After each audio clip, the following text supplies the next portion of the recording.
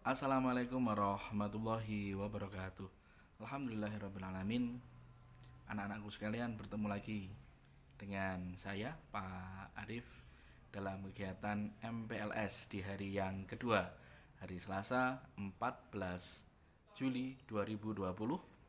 Pada kesempatan kali ini kita akan belajar pengenalan kurikulum 2013 dengan subtema tetap belajar di masa pandemi. Sebelumnya kami ucapkan selamat datang kepada kalian para calon pemimpin masa datang. Masa depan kalian dimulai dari sini. Masa depan kalian dimulai di SMP Negeri 27 Malang.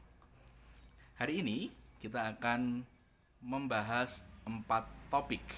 Yang pertama adalah scientific learning, yang kedua penilaian kurikulum 2013, yang ketiga gerakan literasi, sedangkan yang keempat pembelajaran daring atau pembelajaran online. Namun sebelum kita membahas materi, terlebih dahulu silahkan kalian absen.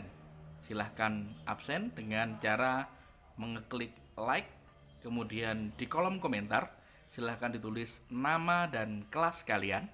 Sekali lagi di kolom komentar di bawah ditulis nama dan kelas kalian.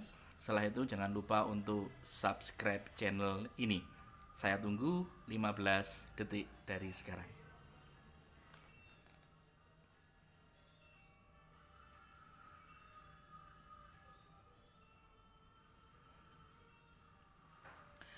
Anak-anakku, kita mulai pembelajaran kita. Di SMP Negeri 27 Malang menggunakan kurikulum 2013. Dalam kurikulum 2013, kekhasan pembelajaran terdapat pada metode yang digunakan.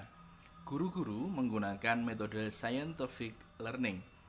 Apa scientific learning itu? Scientific learning adalah pembelajaran berbasis sains, di mana di dalamnya terdapat 5 kegiatan utama.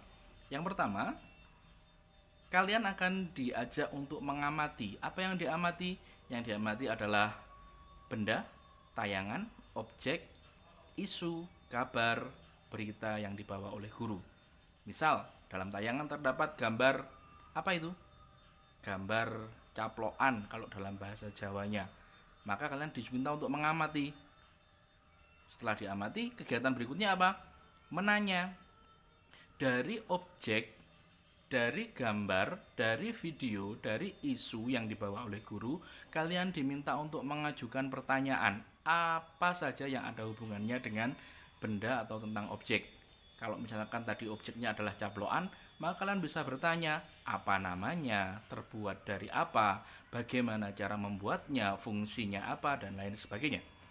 Kegiatan ketiga dalam scientific learning adalah mengumpulkan informasi. Dalam kegiatan ini kalian mengumpulkan informasi tambahan terkait dengan objek atau benda yang telah dibawa atau kalian amati tadi. Informasi tambahannya apa? Silahkan dicari. Bisa di buku, bisa di koran, bisa di internet, dan bisa dari mana saja. Informasi-informasi yang sudah didapat kemudian diasosiasikan. Dalam kegiatan 4, diasosiasikan atau dihubungkan. Informasi pertama, kedua, ketiga, keempat dari berbagai macam sumber dihubung-hubungkan sehingga kalian mendapatkan informasi yang utuh. Sedangkan kegiatan terakhir dalam scientific learning adalah mengomunikasikan.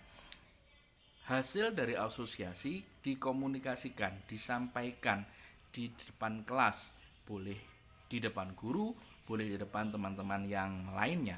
Wow, ini kegiatan yang sangat menarik di mana kalian bisa mengaktualisasikan diri di depan teman-teman kalian. Ini kegiatan yang sangat menarik dan paling digemari oleh siswa-siswi di SMP Negeri 27 Malang. Berikutnya, bagaimana penerapan 5M tadi?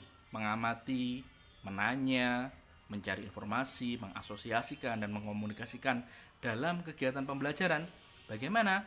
Seluruh kegiatan pembelajaran telah dirancang sedemikian rupa oleh Bapak Ibu guru sehingga siswa lebih mudah dalam kegiatan belajar.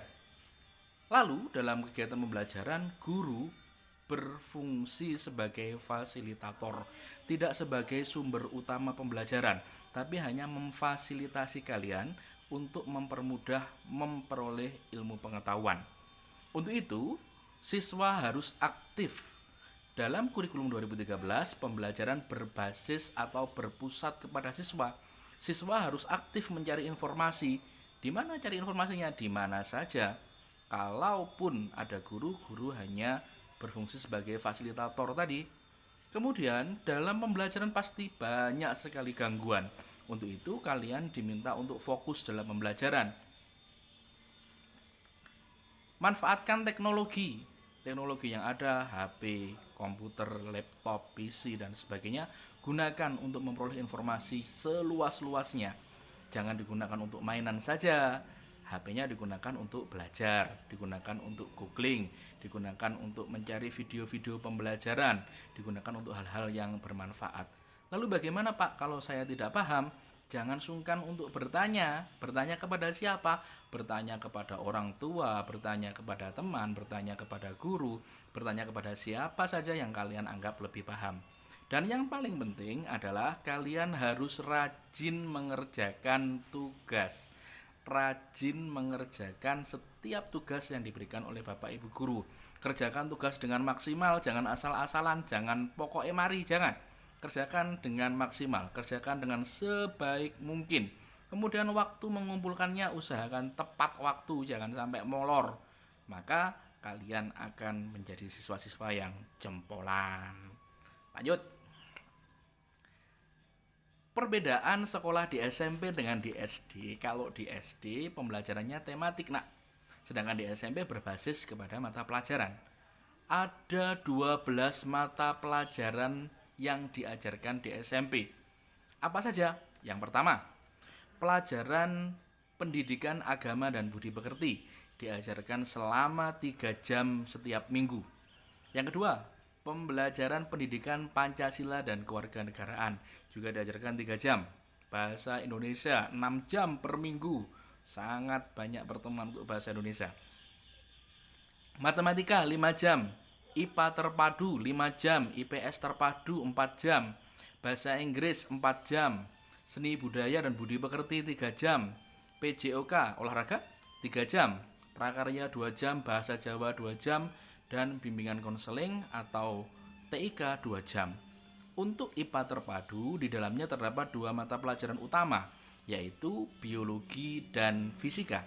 IPS terpadu terdapat 3 pelajaran pendukungnya, yaitu ekonomi, geografi, dan sejarah. Jadi perbedaan utamanya apa? Kalau di SD kalian belajar berbasis tematik, kalau di SMP kita belajar berbasis mata pelajaran. Hal-hal yang membedakan lagi adalah kalau di SD kalian diajar guru kelas, tapi di SMP kalian gurunya banyak. Setiap mata pelajaran beda guru. Jadi kalau ada kesulitan di SD kalian bisa bertanya kepada wali kelas. Tapi untuk di SMP kalian harus bertanya kepada guru yang mengajar. Kita lanjutkan. Bagaimana dengan waktu kita belajar di sekolah? Nah, bisa dilihat di grafiknya. Kita belajar di sekolah selama 5 hari, mulai dari hari Senin sampai dengan hari Jumat. Sabtu Minggu libur ya. Kemudian jam belajar di SMP untuk 12 mata pelajaran tadi sebanyak 42 jam per minggu. 42 jam per minggu. Dimulai dari hari Senin sampai dengan Kamis 9 jam, hari Jumat 6 jam pelajaran. Terdapat 12 mata pelajaran yang dipelajari, sangat banyak. Dalam 1 jam pelajaran berlangsung selama 40 menit. Jadi misalkan bahasa Jawa 2 jam pelajaran, berarti dalam 1 minggu kalian akan belajar bahasa Jawa selama 2 kali 40 menit. PJOK 3 jam pelajaran, maka dalam 1 minggu kalian akan mempelajari PJOK selama 3 kali 40 menit. Kita lanjutkan. Kolaborasi itu apa? Kolaborasi itu bekerja sama. kunci sukses belajar di SMP adalah kalian harus berkolaborasi, harus bekerja sama. Dengan siapa? Yang pertama, libatkan orang tua dalam belajar. Kalau orang tua bisa membantu belajar, dilibatkan. Kalau ada hal-hal yang kurang dipahami, dilibatkan orang tua. Kemudian minta izin ke orang tua, minta waktu privacy, minta waktu untuk belajar di rumah, untuk mengerjakan tugas, untuk kerja kelompok. Matur, ngomong ke orang tua bahwa kalian juga memiliki hak untuk belajar. Tetapi ingat, manfaatkan waktu benar-benar untuk belajar. Jangan alasannya belajar, tapi nanti ujung-ujungnya malah tidak belajar. Berikutnya, bantuan kakak atau saudara. Misalkan kalian kesulitan terhadap materi atau pelajaran yang disampaikan di sekolah, kalian bisa minta diterangkan ulang atau dijelaskan ulang oleh kakak atau saudara. Daripada di rumah kita ngobrol-ngobrol hal-hal yang ya kurang begitu bermanfaat, maka tidak ada salahnya loh ngomong atau ngobrol dengan kakak, membahas hal-hal atau kesulitan belajar di sekolah. Tanya teman juga boleh. Teman yang lebih paham, kalian bisa bertanya kepada dia. Kalau ada tugas, kalau ada ulangan, sedangkan kalian tidak masuk sekolah, maka wajib kalian tanya kepada teman. Misalkan, hari ini kalian tidak masuk sekolah karena ada keperluan keluarga. Di sekolah ada catatan, ada tugas, ada ulangan, maka wajib bagi kalian untuk mengejar ketertinggalan. Jangan acuh, jangan diam saja.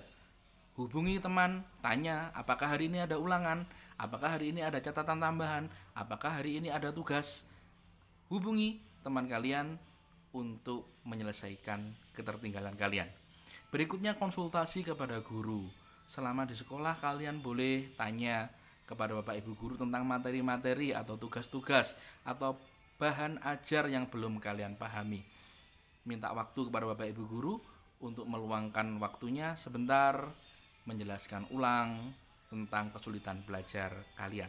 Ingat, kunci sukses belajar di SMP adalah kolaborasi, bekerja sama, libatkan seluruh komponen yang ada, manfaatkan seluruh komponen yang ada untuk memudahkan kalian belajar. Dalam kurikulum 2013 terdapat 4 kompetensi inti. Kompetensi inti yang pertama adalah sikap religius. Kompetensi inti yang kedua adalah sikap sosial. Kompetensi inti yang ketiga adalah pengetahuan. Kompetensi inti yang keempat adalah keterampilan. Untuk KI 1 dan KI 2, religius dan sosial, kegiatan pembelajaran dilaksanakan oleh semua mata pelajaran. Jadi terintegrasi atau tergabung dalam semua mata pelajaran. IPA mengajarkan KI 1 dan KI 2, bahasa Inggris, PPKN, agama, bahasa Indonesia, bahasa Jawa, semua mengajarkan KI 1 dan KI 2. Lalu penilaiannya adalah dengan cara pengamatan. Guru mengamati perilaku siswa. Catatan, guru mencatat hal-hal yang menonjol, baik itu positif maupun negatif yang ada pada siswa. Oh, anak ini berprestasi, dicatat. Anak ini pernah melakukan kesalahan yang fatal, juga dicatat. Kemudian self assessment atau penilaian diri sendiri. Kalian diminta untuk menilai diri kalian sendiri. Penilaian antar teman. Teman kalian memberikan penilaian terhadap perilaku atau sikap kalian selama di sekolah. Jadi, syarat untuk naik kelas, maka nilai KI 1 dan KI 2 minimal baik, tidak boleh cukup, minimal baik. Kalau bisa amat baik, itu lebih bagus. Sedangkan untuk KI 3 dilaksanakan di setiap mata pelajaran dengan tagihan yang pertama tes tulis, ada ulangan tulis, ada penilaian lisan, ada tes lisan. Ditanya nanti seperti interview pemahaman kalian terhadap materi yang telah diajarkan. Yang ketiga ada penugasan, ada tugas yang harus kalian selesaikan.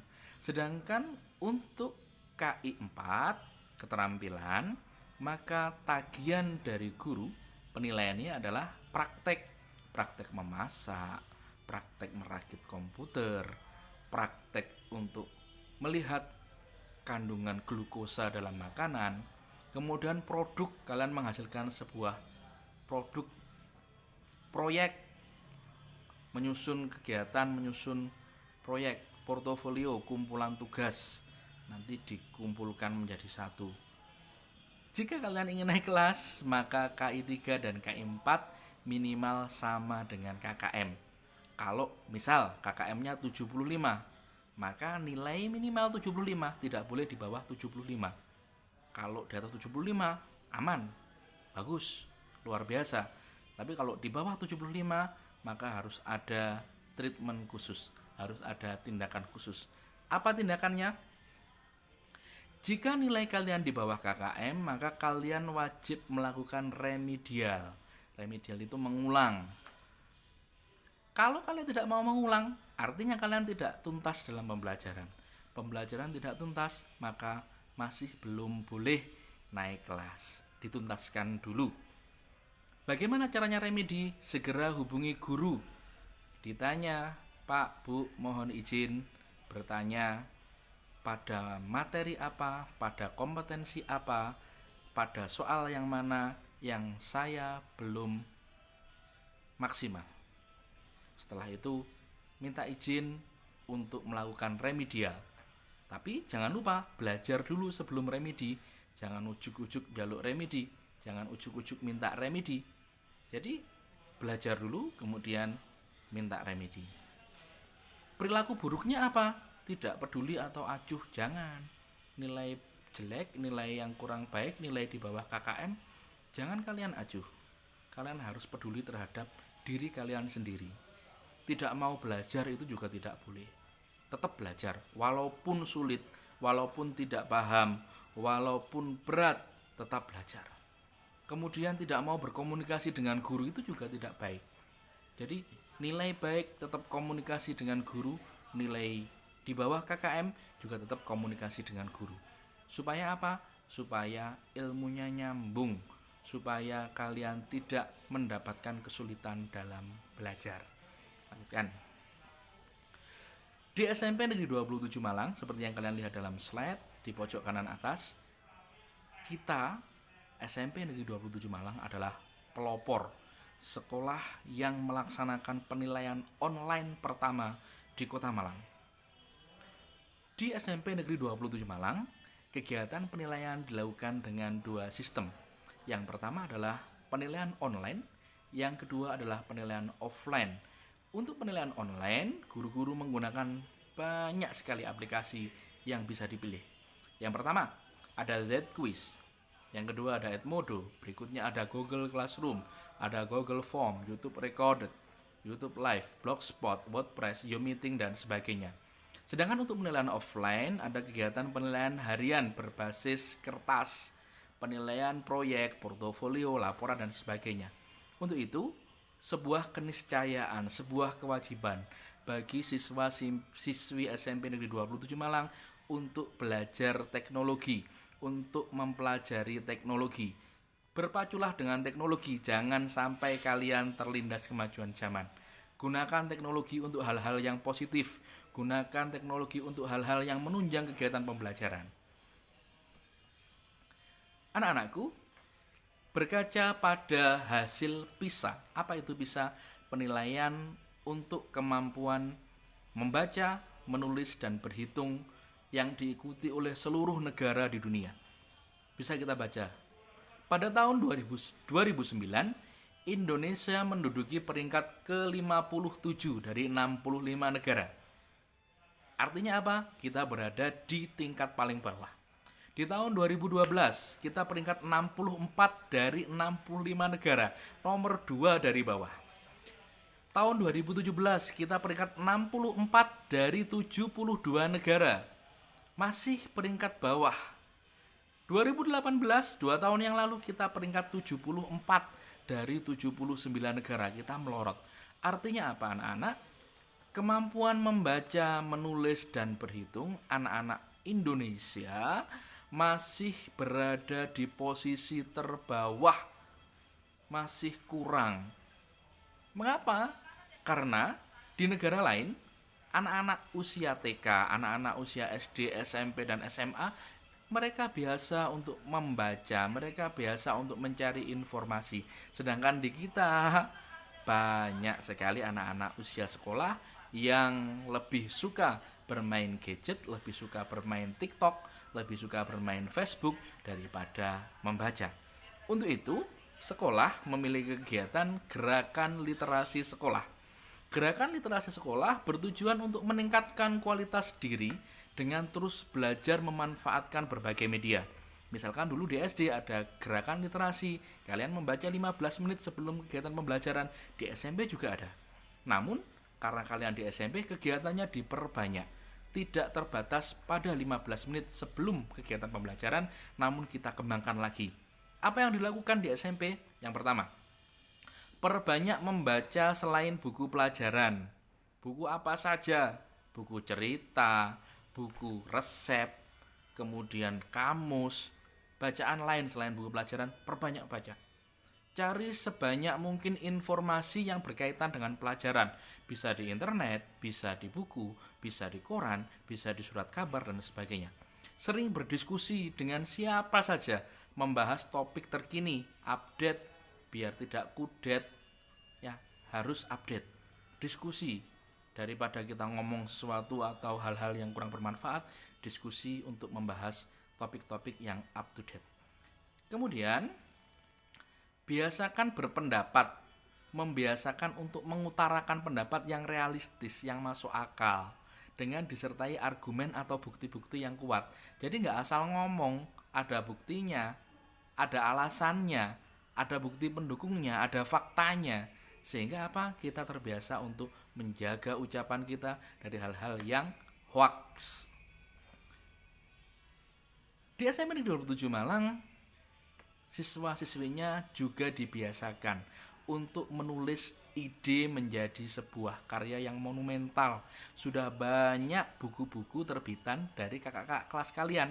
Jadi anak-anak SMP Negeri 27 Malang menulis buku secara berjamaah, secara bersama-sama.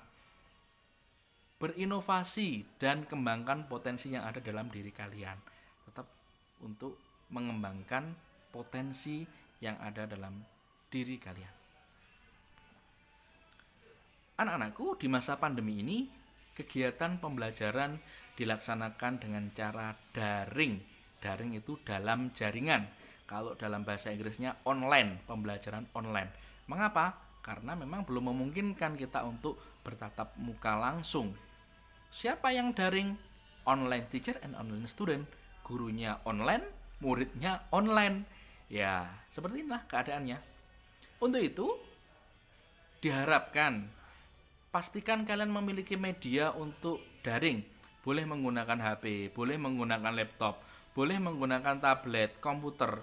Loh Pak, saya belum punya. Bagaimana? Segera komunikasikan dengan wali kelas. Segera komunikasikan dengan sekolah bahwa kalian belum memiliki perangkat-perangkat untuk daring. Apakah ada solusi dari sekolah? Pasti. Sekolah tidak hanya melayani anak-anak yang punya HP. Anak-anak yang tidak punya HP, anak-anak yang belum punya HP atau komputer juga pasti dilayani oleh sekolah. Tapi ingat, harus dikomunikasikan, harus disampaikan. Yang kedua, bagi kalian yang sudah punya perangkat, pastikan sambungan internetnya lancar. Kalian boleh menggunakan paket data, boleh menggunakan wifi, boleh menggunakan LAN, apapun providernya, apapun operatornya, terserah. Yang penting sambungannya lancar. Bisa kalian bayangkan apabila sambungannya tidak lancar, di tengah pembelajaran kemudian putus gara-gara pulsanya habis, atau gara-gara tidak terjangkau oleh sinyal atau pemancar, pasti akan mengganggu. Oleh karena itu, pastikan sambungannya lancar. Yang ketiga, kalian harus bergabung di grup kelas atau grup mata pelajaran. Mengapa harus bergabung? Karena semua materi, semua tugas, semua kegiatan pembelajaran disampaikan lewat grup. Tidak mungkin Bapak Ibu Guru menyampaikan pesan secara pribadi kepada kalian, tidak mungkin. Pasti melalui grup. Agar apa? Lebih efektif, lebih efisien. Berikutnya, pastikan kalian menerima materi dengan baik. Setelah ikut grup jangan diam, HP-nya diisi paket. Biar apa? Biar kalau ada materi, biar kalau ada tugas sampai kepada kalian. Kalau sudah menerima tugas, menerima materi, dipelajari. Kalau ada tugas, tugasnya dikerjakan dengan maksimal. Kumpulkan tepat waktu. Yang perlu diperhatikan lagi selama pembelajaran daring adalah menjaga attitude atau menjaga sikap. Mentang-mentang daring ndak mandi, mentang-mentang daring ndak rapi, mentang-mentang daring pakai kaos yang nggak sopan, itu jangan. Tetap dijaga attitude-nya. Karena apa? Kalian berkomunikasi dengan guru, kalian berkomunikasi dengan orang yang lebih tua, kalian berkomunikasi dengan orang-orang yang menyampaikan ilmu. Maka attitude harus dijaga. Yang terakhir, berkomunikasi yang efektif, intensif kepada guru mata pelajaran, wali kelas, dan teman. Kalau kalian merasa ketinggalan informasi, segera komunikasi dengan wali kelas, dengan teman, dengan guru yang mengajar. Gunanya apa? Biar kalian bisa mengejar ketertinggalan. Jangan lupa untuk tetap berkolaborasi, bekerja sama dengan siapapun, dengan orang tua, dengan saudara, dengan guru, dengan teman, dan dengan semuanya, agar lebih memudahkan kalian dalam belajar. Ada pembiasaan baik dalam menggunakan perangkat selama kegiatan daring. Gunakan HP untuk belajar, jangan hanya digunakan untuk game online saja, sama-sama membuang pulsa. Kalau untuk belajar bermanfaat, kalau untuk game online kurang bermanfaat, maka pilih sesuatu yang bermanfaat. Browsing materi pembelajaran, jangan browsing hal-hal yang tidak berguna. Kalau ada kesulitan, boleh kok tanya Google, boleh kok tanya di internet, begitu. Membuat video tugas sekolah, misalkan ada proyek, kalian diminta untuk membuat jaring-jaring kubus, maka bisa divideokan. Daripada bermain TikTok, Facebook, dan Twitter, kan lebih bermanfaat membuat video pembelajaran. Berhematlah paket internet. Kita tidak tahu sampai kapan pembelajaran daring ini akan dilaksanakan. Kalau kalian tidak hemat paket internet, tentu pengeluaran juga akan banyak. Ini akan merugikan kalian sendiri. Tapi kalau kalian bisa menghemat paket internet, HP hanya digunakan untuk hal-hal yang bersifat positif untuk pembelajaran, maka ini akan menguntungkan buat kalian. Dan yang terakhir, gunakan WA, WhatsApp, atau platform lainnya, atau alat komunikasi lainnya untuk menanyakan materi dan tugas kepada Bapak Ibu guru. Jangan sungkan-sungkan untuk bertanya. Jangan malu bertanya. Karena apa? Malu bertanya sesat di jalan.